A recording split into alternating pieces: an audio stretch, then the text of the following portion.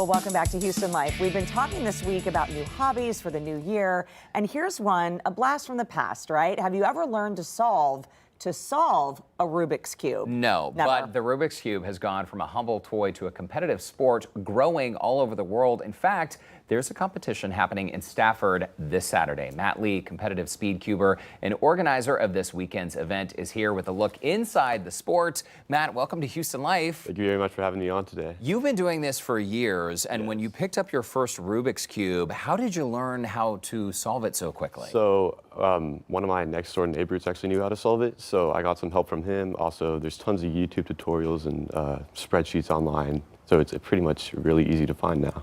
Okay, so you kind of mastered it by looking at videos, but I mean, there's also some mind skill here and hand move. I mean, besides looking at the videos, I mean, are you a visual learner? Like, how did this all? Yeah, I would say so. It's also a lot of muscle memory, so you go online and learn the algorithms, but there's like notation. I could not recite the notation for a lot of these algorithms, but I know them in my muscles. So it's just muscle memory, visual learning, I guess, seeing other people do algorithms and learning how to do it that way. Some of our viewers might be surprised to hear that this has evolved into a competitive sport, but you were telling us during break there's like an International Cube Association, is that right? Yeah, so ever since I believe 2005 is when it started, they were really started organizing, and ever since there's been thousands of competitions every year. All over the world? Yes. It's so cool, and you're a junior in high school right now. Besides schoolwork and then cubing, how do you manage it all?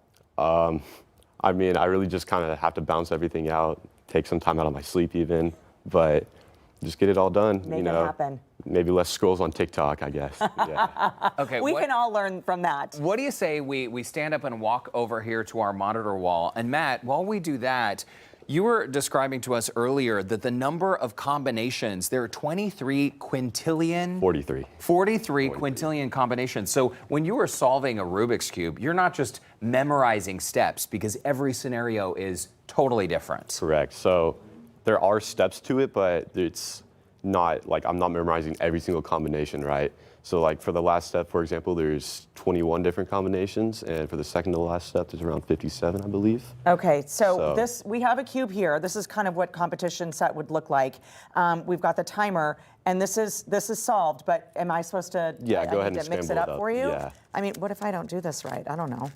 Yeah, just Okay, I'll keep look talking. away for a little How many bit. times until it's like properly scrambled? I don't know. For competition scrambles, they'll have 20 scrambles. 20 or scrambles. 20 moves. I'm probably not.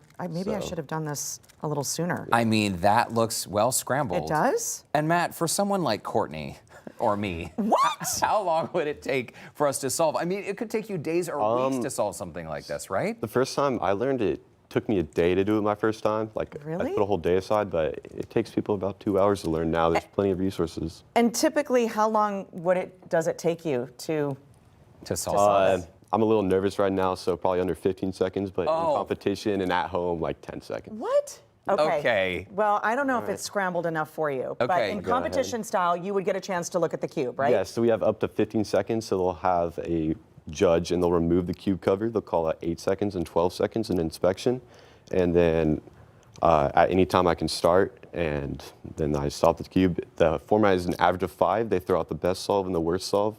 The middle 3 are average, and that determines it on your placement or if you advance. Okay, well, take a look. Let's see this. All You've right. got your timer in front, and you're doing a visual inspection first. Yeah. Sort of get familiar. Alrighty. I know Matt's Ready? already He's solved like- it in his brain. Okay. Yeah, I didn't mess it up well.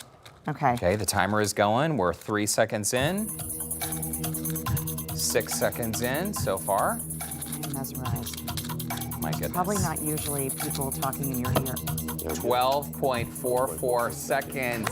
Matt Lee. That's awesome. Are you have kidding? won our cubing competition here at Houston Life, our very first one. Perfectly Wow. solved. Not quite as fast as Courtney would have been, Matt, but Yeah, I we think are it took me impressed. longer to scramble it than it did take you to solve it. 12.44 seconds. Yes. That's incredible. And if people want to register for future competitions, how do they do that? So they can go online to the World Cube Association website, worldcubeassociation.org. There's a competitions page, so they can go and register for competitions.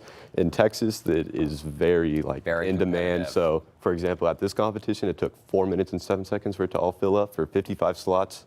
we're working on some pretty big competitions coming up through the spring and summer in Texas. So Okay, we'll Very keep an eye cool. on Stay you. tuned. Matt Lee, thank you so much. Thanks so much. Do appreciate it. And to follow Matt as he works toward the national championship, you can head over to the Scene On section of HoustonLife.tv. Good luck to you.